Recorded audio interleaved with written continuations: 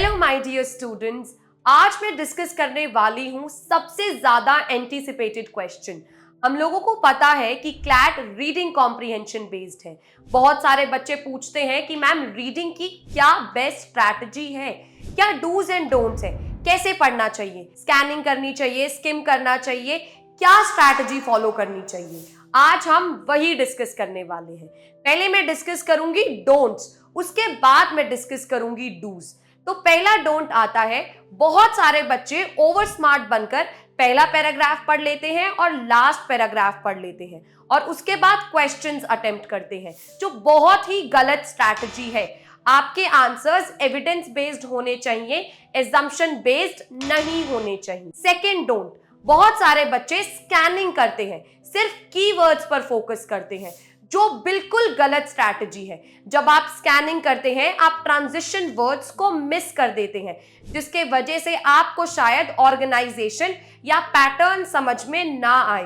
अगर आप ऐसे पढ़ेंगे तो आप ये जो ट्रांजिशन वाले क्वेश्चंस होते हैं, जिसमें आपको रिलेशनशिप बताना होता है फर्स्ट पैराग्राफ का सेकंड पैराग्राफ से, या कैसे थर्ड पैराग्राफ कंट्रीब्यूट कर रहा है पूरे पैसेज में, आप वो नहीं कर पाएंगे। नेक्स्ट स्ट्रैटेजी, बच्चे पहले क्वेश्चंस पढ़ लेते हैं जो सही है, लेकिन जब पैसेज पढ़ते हैं उनको लगता है कि आंसर अभी आ गया है, तो वो आधा पैसेज पढ़कर डायरेक्टली क्वेश्चन करने लग जाते हैं। ये भी बहुत गलत स्ट्रैटेजी है। पहले आप क्वेश्चंस पढ़िए, उसके बाद पैराग्राफ पूरा पढ़िए, उसके बाद क्वेश्चन करिए।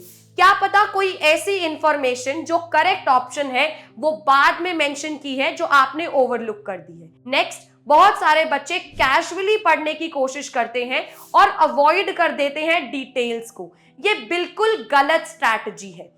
नेक्स्ट, बहुत सारे बच्चे अपनी स्पीड इंक्रीज करने के लिए जल्दी जल्दी पढ़ने लग जाते हैं, which is again a very bad strategy. अगर आप जल्दी जल्दी पढ़ेंगे बिना समझे तो वो प्रॉब्लम्स को बढ़ा देगा, कॉम्प्लिकेट कर देगा, आप क्वेश्चंस नहीं सॉल्व कर पाएंगे। एक और, जब बच्चे रीड करते हैं उनको बीच में 1 से 2 लाइंस ऐसी ब्लॉकर लाइंस मिलती हैं जो वो समझ नहीं पाते हैं, and they start reading it again and again. जब आप किसी भी लाइन को 6 से 7 बार पढ़ेंगे तो आप फ्रस्ट्रेट तो होंगे ही।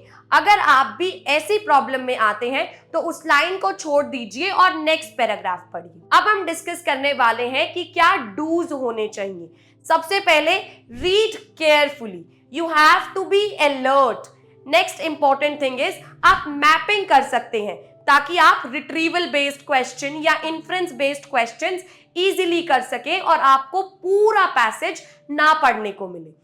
Next important strategy is, while reading, make sure you are identifying the main idea, supporting details, distinguishing between facts and opinions, and making correct inferences based on all the information that is provided to you in the passage. आपको answers assumption based या emotion based, आपको prejudiced, biased emotions को लेकर नहीं होना है, आपको textual evidence based answer करना है। कहने को तो बहुत सारी स्ट्रैटेजीज हैं जो लोग डिस्कस करते हैं, लेकिन ये कुछ ऐसी टिप्स हैं जो आपको हेल्प करेगा अपने एग्जाम में रीडिंग पैसेज को करने में। अब बात करते हैं कि क्या आइडियल टाइम होना चाहिए किसी भी एक पैसेज का, और उससे रिलेटेड 5 से 6 क्वेश्चंस करने के लिए आइडियल टाइम है 5 to 7 मिनट्स। जो बच्चे अभी 8 से 9 मिनट ले रहे हैं, remember this is a slow and steady process.